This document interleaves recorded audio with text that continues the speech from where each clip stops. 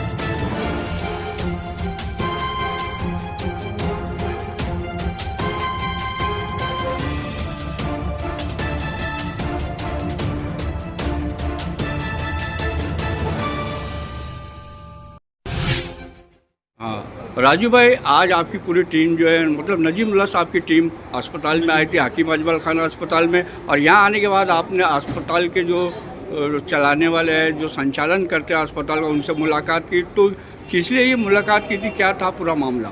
असल में ऐसा है कि पिछले हफ्ते हम लोग कमिश्नर साहब के पास गए थे हमारे कुछ मुद्दों को लेकर के।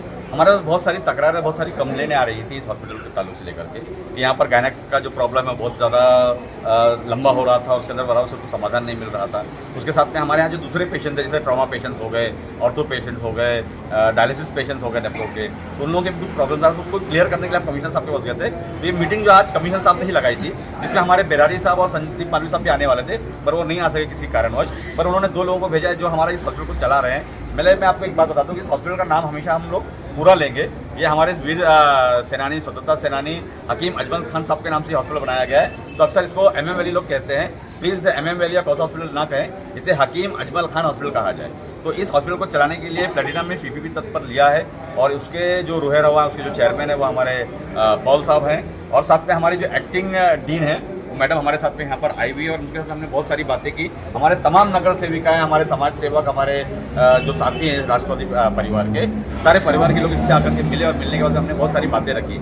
जिसमें पहली बात ये थी कि गायनेक का जो प्रॉब्लम है वो पॉल से रिलेटेड नहीं है, क्योंकि बहुत सारे लोगों को एक मिसकॉन्सेप्शन ये हुआ था कि गायनेक डिपार्टमेंट भी प्लेटिनम हॉस्पिटल ही चला रहा है, पर ऐसा नहीं है। हमारे पास एक प्रसूति गृह था, मैटरनिटी होम था, जो मुंबई के अंदर बंद हो चुका था, उसी को यहाँ पे शिफ्ट किया गया और उसे म्यूनसिपल कॉर्पोरेशन रन किया है और CHMS ही उसको रन कर रहा है। तो मैडम ने उसकी जवाबदारी ली कि वहाँ पर गायनेक सर्जन किस तरीके से होना चाहिए, किस तरीके से इंक्यूबेटर्स आने चाहिए, किस तरीके से NICU आना चाहिए। इस पर उन्होंने कहा कि हम डीन से बात करेंगे, कमिश्नर साहब से बात करेंगे और ज़रूरत हायर लेवल की भी बात करेंगे। हमने उन्होंने आश्वासन दिया है कि जहाँ पर आपको फाइनेंस की जरूरत पड़ेगी हम वहाँ पर फाइनेंस आपको पूरा करके देंगे, चाहे वो DCM के थ्रू देना हो, चाहे वो कमीशन के थ्रू देना हो, चाहे वो स्टेट गवर्नमेंट के थ्रू देना हो। तो हमारा पहला काम ये हो जाएगा। दूसरा चीज़ ये थी कि यहाँ पर ट्रॉमा पेशेंट जब आते हैं तो अक्सर ये होता है कि उनको पेपर्स देखे जाते हैं कि मेरे पास राशन कार्ड है या नहीं है, आधार कार्ड ऐसा है या नहीं है। तो जितने भी लाइफ थ्रेटनिंग जो प्रॉब्लम्स होंगे उन लाइफ थ्रेटनिंग प्रॉब्लम्स के अंदर हम पेपर्स को बाद में देखेंगे, उसको सेकंड प्रेफरेंस देंगे, पहले उनका इलाज किया जाएगा। और जो आउट पेशेंट्स डिपार्टमेंट जो बहुत सारे हमारे पास आते हैं, जो मतलब out of the periphery of municipal corporation limits में रहते हैं, तो उनके लिए मेरी एक अपील रहेगी कि यहाँ पर अगर आप लोकल जो लोग हैं उसको हम फर्स्ट प्रेफरेंस दे रहे हैं कि यहाँ पे जो लोकल जितने हमारे मुंबरा कौसा के लोग हैं, कलवा के लोग हैं, दीवा के लोग हैं, आसपास के जो लोग हैं, वो लोग अगर यहाँ पर आते हैं तो उसको हम फर्स्ट प्रेफरेंस देकर तो यहाँ पर उनका इलाज कराने की कोशिश करेंगे। हमने 2-3 चीज़ की और मांगनी की। एक चीज़ हमने ये मांगनी की है कि अक्सर ये होता है कि जब आदमी का बीमारी बढ़ती है तो उसे खुदा और भगवान जरूर याद आता है। तो हमने ये मांगनी की थी, बहुत पहले की थी। हमारे जफर नुमानी साहब ऐसे 1.5 साल पहले जब हॉस्पिटल चालू भी नहीं हुआ था तब कमिश्नर साहब से कहा था कि यहाँ पे एक नमाज एंड प्रेयर रूम होना चाहिए सर्व धर्म के लिए। तो उसी की बात अभी हमने मैडम से भी कही और सर से भी कही है। तो इन्होंने कहा हमने एक रूम फिलहाल अभी दिया है नमाज पढ़ने के लिए, और उसको हम बड़े तरीके से अच्छे तरीके से करा रहे हैं। और इसके ऊपर हमारे अध्यक्ष जी ने कहा है कि वहाँ पर जिस चीज़ की जरूरत पड़े, चाहे वो जानमाज हो, कारपेट हो, टॉवल हो, वजू खाने की चीज़ हो, तो उसके लिए अगर कुछ टाउन करने की जरूरत है हम लोग टाउन करके उसको भी काम करने की कोशिश करेंगे। उसी तरीके से हमारी संगीता मैडम है, हमारी दीपाली मैडम है और बहुत सारे लोग जो लोग हैं उनका भी ऐसा कहना था कि जैसे हमको प्रेयर रूम बनाने के अंदर अगर कहीं अगर कोई आस्था की बात आती है और हमको कोई मंदिर बनाने की जरूरत पड़ेगी तो उसके अंदर जो खर्चा होगा हम लोग करने को तैयार है। चौथी पांचवी चीज़ ये है कि यहाँ पर हमने एक चीज़ देखी कि यहाँ पर हेल्प डेस्क नहीं है। अक्सर ये होता है कि पेशेंट जब यहाँ पर आता है तो उसे इस खिड़की से उस खिड़की, उस खिड़की से उस खिड़की जाने में बहुत तकलीफें होती है और बहुत रूड बिहेवियर ऐसा हमें कहा गया था कि बहुत रूड बिहेवियर हो रहा है यहाँ पे। तो हमने ये ताकीद की है उनसे कि आपके बाउंसर हों, चाहे आपके जो यहाँ पे HR डिपार्टमेंट के लोग हों, चाहे आपके जो यहाँ पे नॉन डॉक्टर स्टाफ जो होगा, उनसे पोलाइटनेस से बात करना सिखाया जाए। उनको सही तरीके से पेशेंस से बात करें, जो काम हो सकता है उसको करें, जो नहीं हो सकता है तो साफ बोल के उसको गेट से उनको वापस कर दिया जाए। तो ये चीज़ हो गई है। चौथी चीज़ ये कही गई है कि जितने भी डॉक्टर यहाँ पर आ रहे हैं डेली, उनके टाइमिंग किसी को मालूम नहीं है। तो हर हॉस्पिटल में आपने देखा होगा कि हॉस्पिटल में बोर्ड लगा होता है कि नेफ्रोलॉजिस्ट टाइप पे आ रहा है, ऑर्थोलॉजिस्ट टाइप पर आ रहा है, ऑन्कोलॉजिस्ट टाइप पे आ रहा है, न्यूरो टाइप पे आ रहा है, नेफ्रोज टाइप पे आ रहा है। तो पूरा कंप्लीट एक बोर्ड लगाने की जरूरत है। हम कोशिश ये करेंगे कि वो बोर्ड 2 दिन के अंदर राजू भाई, एक सवाल था हमारे से जो लगा लिए जाए। जैसा कि आप बता रहे हैं कि इसके पहले हॉस्पिटल को प्राइवेटाइजेशन करने में जो यहाँ के सिटिंग MLA हैं, मुमरा की बहुत सारी चीज़ों को प्राइवेट के हवाले करने में उनका बड़ा योगदान रहा है और यहाँ पे जो लोग मुखालफत की है उनको FIR करके किसी तरह चुप करा दिया गया।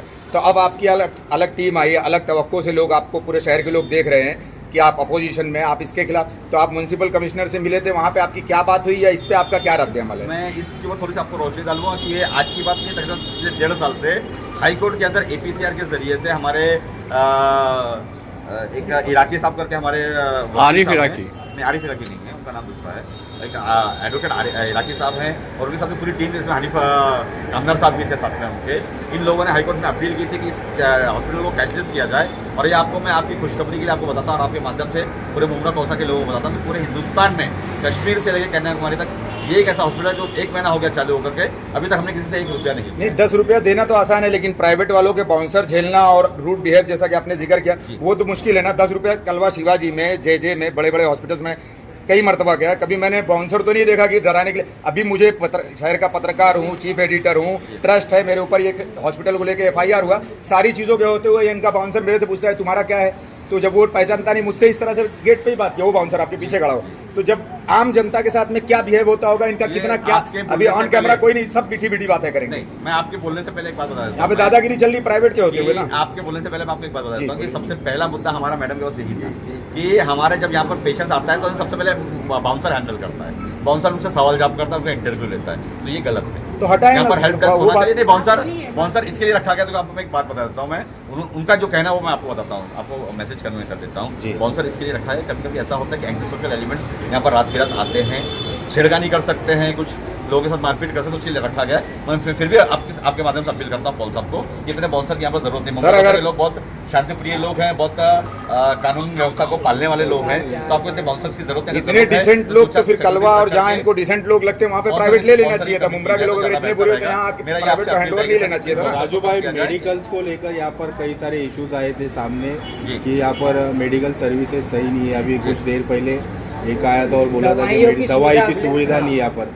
जी, ऐसा है कि देखो यहाँ पर जितने भी OPDs चल रहे हैं, उस OPDs के अंदर जो भी मेडिसिन दी जानी है वो पॉल की जिम्मेदारी नहीं है, वो हमारे म्यूनसिपल कॉर्पोरेशन की जिम्मेदारी। तो हमारी जो एक्टिंग डीन मैडम आई हैं, इन्होंने ये बात कही कि हमारे जो बिरारी सर है, जो हमारे DMC है हेल्थ के, एंड प्लस हमारे संदीप पांडे साहब जो एडिशनल कमिश्नर है, उन दोनों से मेरी बात हुई आज की।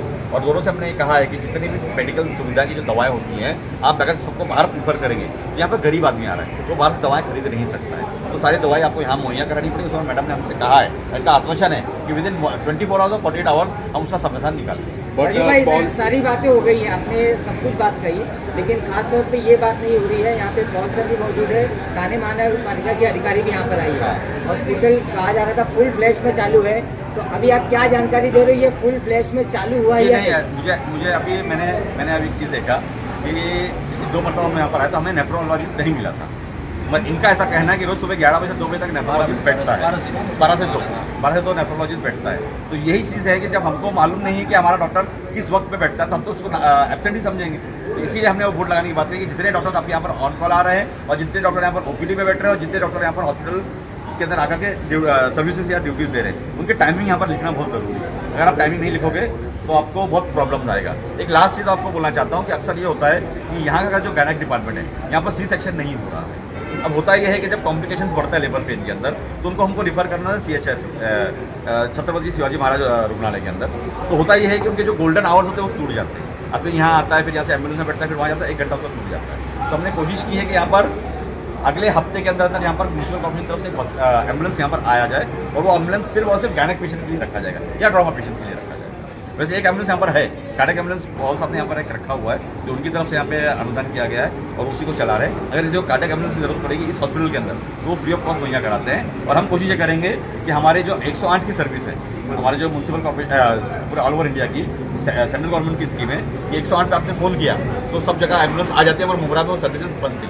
हमने उसके लिए भी अपील की कमिश्नर साहब से और मैडम से कि उसको फ़ौरन तत्काल चालू किया जाए ताकि उसका समस्या का समाधान हो सके। क्या बातचीत हुई, कब तक चालू होकर मिल जाएगा पूरी सर्विस?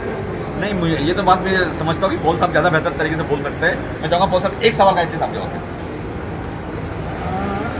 नमस्कार पॉल सर, काफ़ी सारे जो है इश्यूज आ रहे थे हॉस्पिटल को लेकर और कहा जा रहा था कि फुल फ्लैश में, आप ही ने कहा था कि हॉस्पिटल चालू हो गया है। अभी जो है थाने महानगर पालिका के अधिकारी भी, जो एक्टिंग डीन थी वो भी आपके साथ मौजूद थी, क्या आश्वासन देंगे कि फुल फ्लैश में चालू हुआ है?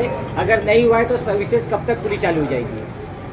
देखिए, मैं आपको ये बताना चाहूँगा कि बहुत सारी सर्विसेज चालू हो गई है। जैसे कुछ मैं नाम लेना चाहूँगा, जैसे हमारे यहाँ पे एंजियोप्लास्टी अभी चालू हो चुकी है, थ्रोम्बोलाइजेशन, फिर फ्रैक्चर केसेस आ रहे हैं तो जो हड्डियों के लिए जो ट्रीटमेंट होते हैं वो, इसके बाद हमारी joint replacement, spine surgeries, cancer surgery के पेशेंट ले रहे हैं, इंटरवेंशनल रेडियोलॉजी की हमने पेशेंट लेना चालू कर दिया है। तो सर्विसेज लगभग चालू हो चुकी है। बेड जो बढ़ानी है, बिकॉज हमने अभी जितना बेड चालू करके फर्स्ट फेज़ में रखे हैं, क्योंकि हर एक हॉस्पिटल को एक फेज़ रखना पड़ता है कि फर्स्ट फेज़ में मैं इतना बेड करूँगा, भले मेरे 200 बेड रेडी है, बट एक साथ मैं 200 ओपन करके रखूँगा तो मेरे स्टाफ खाली बैठे रहेंगे। तो जैसे ही मेरा 60 बेड का पहला टारगेट है, वो 60 बेड का टप्पा पूरा हुआ तो अभी 100 बेड के लिए तैयारी है। तो हम लोग वो बेड बढ़ाने के टप्पे में लगे हुए हैं। और हमारे यहाँ पे नर्सिंग स्टाफ, टेक्निकल स्टाफ की वैकेंसी है। मैं आप लोगों के थ्रू बताना चाहूँगा कि मुंब्रा में जो भी नर्सिंग किए हुए क्वालिफाइड स्टाफ है या टेक्निकल, मेडिकल टेक्निकल कोई कोर्स किया हुआ कोई स्टाफ है तो वो आइए हमारे पास जुड़ने के लिए। एक नो कैश काउंटर हॉस्पिटल है, आप मुंब्रा में सर्विस देंगे तो आपकी सर्विस मुंब्रा वासी को ज़्यादा अच्छे से मिलेगा। तो बस कुछ ही दिनों में हम हमारे जो अभी का कैटेगरीज, मतलब अभी के जो 60 बेड से 100 करने का है वो हम करने के पीछे पूरी जोर काम कर रहे हैं। और बहुत जल्दी 100 बेड भी हम लोग चालू कर देंगे एडमिशन के लिए। तो सर्विसेज चालू है, आप आ सकते हैं। और जो सर्विसेज हमारे यहाँ नहीं मिलती है वो हम आपको ऑन द स्पॉट ही बता देंगे कि वो नहीं मिल रही है। तो बट मेजोरिटी ट्रीटमेंट यहाँ पे चालू हो चुकी है। मैं एक चीज़ बोलना चाहूँगा कि हमारे मुमरा कौशल में जितने भी PGDMLTs, DMLTs, ANMs and GNM जितने भी नर्सिंग कॉलेज में पढ़े हुए सर्टिफाइड जो लोग हैं वो आकर के हमारे जफरनुमा सबसे रब्ता कायम करें। हम उनका पूरा कंप्लीट एक बायोडाटा लेकर के पॉल साहब के पास बैठेंगे और हम कोशिश ये करेंगे कि जितना लोकल स्टाफ हमें मिले उतना हमारे लिए बेहतर रहेगा, ना कि लोग बाहर से आए।